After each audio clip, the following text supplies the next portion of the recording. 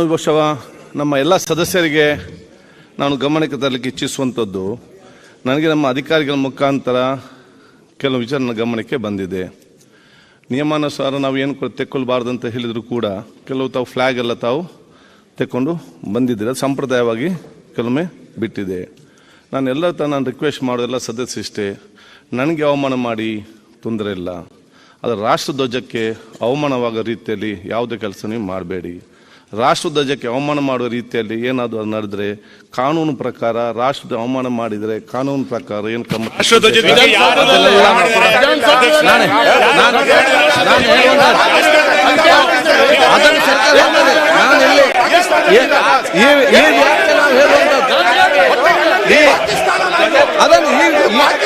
ಈ ವ್ಯಾಪ್ತಿಯಲ್ಲಿ ನಾನು ಹೇಳ್ತಾ ಇದ್ದೇನೆ.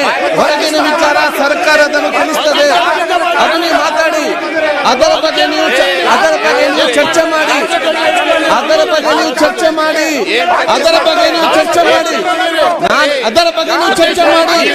ಅದು ಹೊರಗೆ ನಡೆದಿದೆ. ನಾನು ಇದರ ಹೊರಗಡೆ ಹೇಳ್ತಾ ಇದ್ದೇನೆ, ಇದರ ಹೊರಗಡೆ ಹೇಳ್ತಾ ಇರೋದು ಅದನ್ನು ನೀವು ಚರ್ಚೆ ಮಾಡಿ. ಆದರೆ ನಾನು ಇದರ ಹೊರಗಡೆ ಹೇಳುವಂಥದ್ದು, ನನಗೆ ಅಧಿಕಾರಿಗಳ ಮಾಹಿತಿ ಇದ್ದ ಕಾರಣ ರಾಷ್ಟ್ರಧ್ವಜಕ್ಕೆ ಇದರ ಹೊರಗಡೆ ಆಗೋದು ಬೇಡ ಅಂದ್ರೆ ಫಸ್ಟೇ ಹೇಳ್ತಾ ಇದ್ದಾನೆ. ಹೊರಗಿನ ವಿಷಯ ನೀವು ಚರ್ಚೆ ಮಾಡಿ, ಅದನ್ನು ಚರ್ಚೆ ಮಾಡಿ, ಏನು ಅಭ್ಯಂತರ ಇಲ್ಲ, ನೀವು ಚರ್ಚೆ ಮಾಡಿ. ಸರ್ಕಾರದಲ್ಲಿದ್ದರೆ ನೀವಿದ್ದೀರಿ, ಸರ್ಕಾರ ಇದ್ದೀರಿ, ಹೊರಗಾದಂತ ವಿಚಾರ ನೀವು ಚರ್ಚೆ ಮಾಡಿ. ನಾನು ಮಾಹಿತಿ ಪ್ರಕಾರ ಇದು ಒಳಗಡೆ ನನ್ನ ಮಾಹಿತಿ ನಾನು ಫಸ್ಟ್ ಕೊಟ್ಟಿದ್ದೇನೆ ಅಷ್ಟೇ. ಆಯ್ತು, ಅದನ್ನ ಚರ್ಚೆ ಯಾರು ಕೂಡ ಸಹಿಸುವುದಿಲ್ಲ.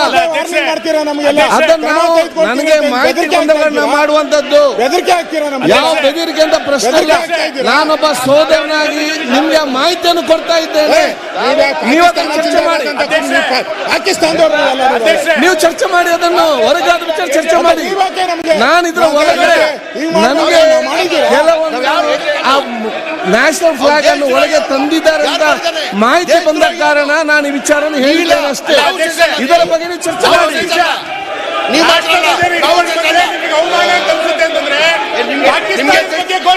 ಅದನ್ನು ನೀವು ಚರ್ಚೆ ಮಾಡಿ, ಅದು ಯಾರು ಬೇಡ ಅಂತ ಹೇಳಿಲ್ಲ, ಅದನ್ನು ನೀವು ಚರ್ಚೆ ಮಾಡಿ. ಎಲ್ಲಿ ನಡೆಯಲಿಲ್ಲ, ಹೊರಗೆ ನಡೆದಿದ್ದ, ವಿಧಾನಸೌಧ ಹೊರಗೆ ನಡೆಯಲಿಲ್ಲ, ಹೊರಗೆ ನಡೆದಿದ್ದೆ, ಅದನ್ನು ನೀವು ಚರ್ಚೆ ಮಾಡಿ.